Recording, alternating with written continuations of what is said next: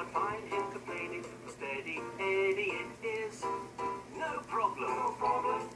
No problem. No problem. It's just no problem. Can he carry a heavy load? No problem. Can he drive safely down the road? No problem. Can he go long distance? Can he drive all night? Will he make sure the delivery gets there all right? No problem. No problem. No problem. No problem. It's just no problem. Steady Eddie is always ready to make that delivery on time. Doesn't matter if it's raining, you won't find him complaining. For Steady Eddie it is no problem. No problem. No problem at all. No problem. It's just no problem. It's just no problem. No, I can do it. I really can. No problem. Absolutely. It's just no problem whatsoever. No problem. And he'll always do it with no problem. It's just no problem. Love that. Special delivery. It was very early in the morning at the Northern Depot, and Steady Eddie was fast asleep. But Lorretta Lorry was awake. She had an early delivery and was getting ready to go. She turned on her lights and started her engine as quietly as possible. Eddie opened his eyes and gave a big yawn. Ooh. Sorry, Steady Eddie. I didn't mean to wake you up, said Loretta. No problem, said Steady Eddie. Anyway, why are you up at this time of the morning? He asked. Well, I've got to drive to London today, and I wanted to get an early start, said Loretta. Oh, right. Well, I'll see you later then, said Steady Eddie. No, you won't. Not until tomorrow. London is a long way away. It's too far to drive there and back in a day. Then I'll see you tomorrow, said Steady Eddie. Drive carefully. I will, said Loretta, and off she went, leaving the depot and her friend behind.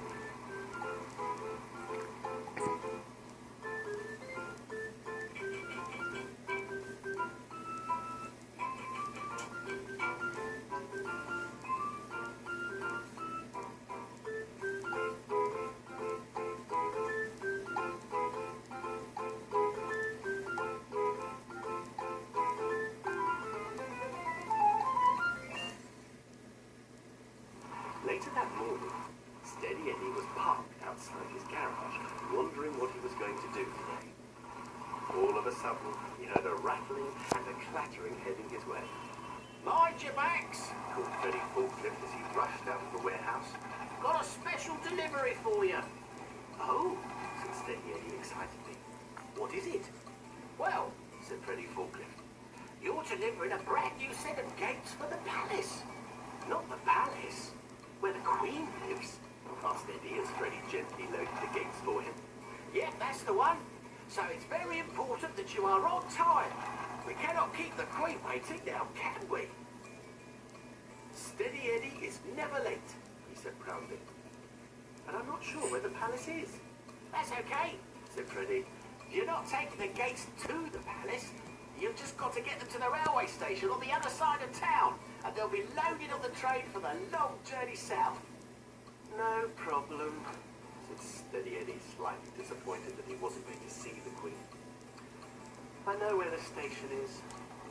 Good, because the train leaves in an hour, so you'd better get going. And with that, Freddie turned round and shot back into the warehouse. With his special delivery safely loaded, Steady Eddie started his engine and headed out of the depot. No problem, no problem, no problem, it's just no problem.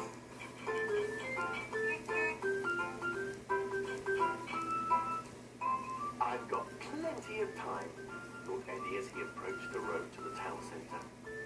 It should be no problem getting to the station. But he spoke too soon, because there in front of him was a massive traffic jam. Oh no, what am I going to do now? There wasn't much he could do. He just had to hope that it wouldn't take too long for the traffic to clear. So he sat and waited. And he moved a little. And he sat and waited some more. And eventually he got to where the problem was. You, said Steady Eddie, seeing that Oliver Overdrive had broken down at the side of the road. You have made me late for a delivery, and I'm never late. You are this time, laughed Oliver, as Eddie squeezed past him. By the time Eddie got to the station, the train had gone. What am I going to do now? He thought. I know. I'll catch the train up at the next station. And off he shot down the road. It wasn't long before Steady Eddie caught up with the train. I have a delivery for you, he shouted. I got stuck in a traffic jam, so missed you at the last station. Oh, shouted back the train. So I'll catch up with you at the next one and I'll make the delivery there, shouted Eddie. But there won't be time. I'm only meant to be there for a couple of minutes, replied the train.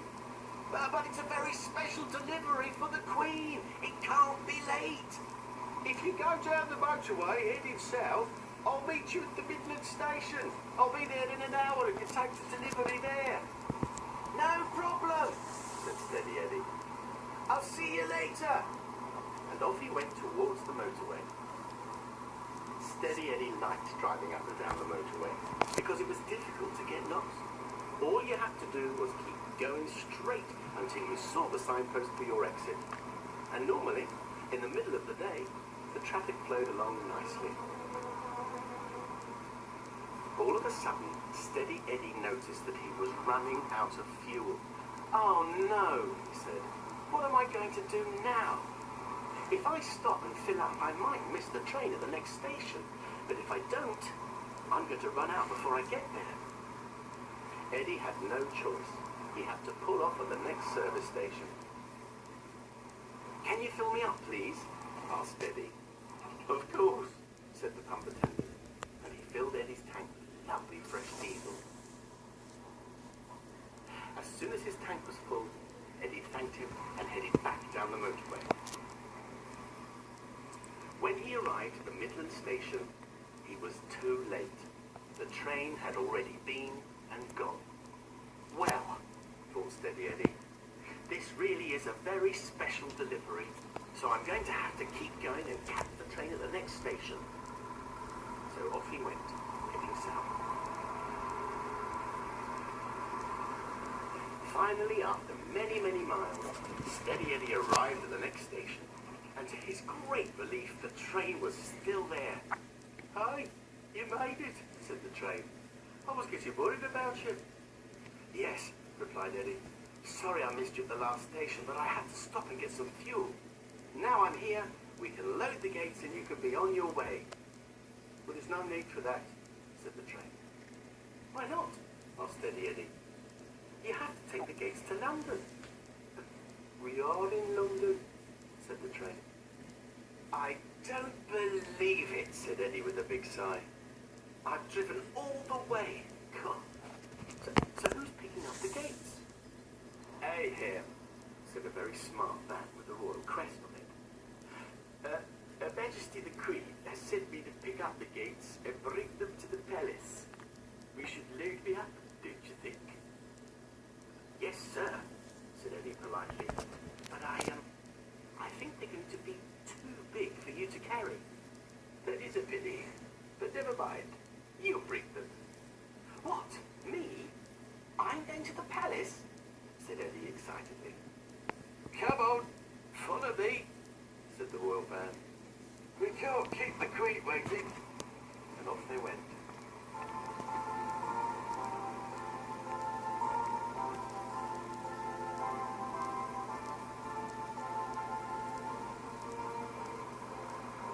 It didn't take long to get to the palace.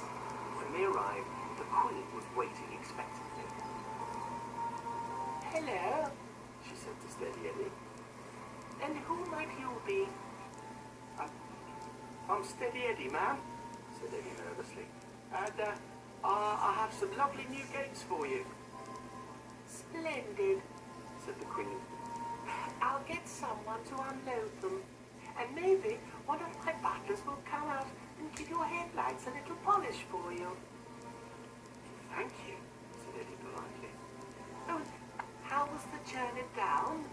Nice and easy, I trust? Yes. No problem. No problem at all, said Steady Eddie. It was a very easy journey. Eddie didn't think the Queen would be interested in all the problems he had had. And after all, he had made the delivery. So really, there was no problem at all. Good. I have to go now, but I know it's a long journey home. So if you want to park outside the palace for the night, you are most welcome, offered the Queen. Thank you very much.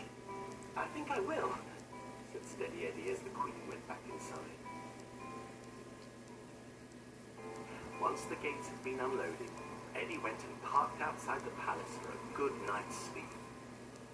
He was just about to shut his eyes, and who did he see driving down the road but Lorretta Lorry? Hello, she said. What are you doing here? Well, the Queen said I could park here for the night. The Queen? Said Lorretta in surprise. How come you've been speaking to the Queen? Well, said Steady Eddie, yawning.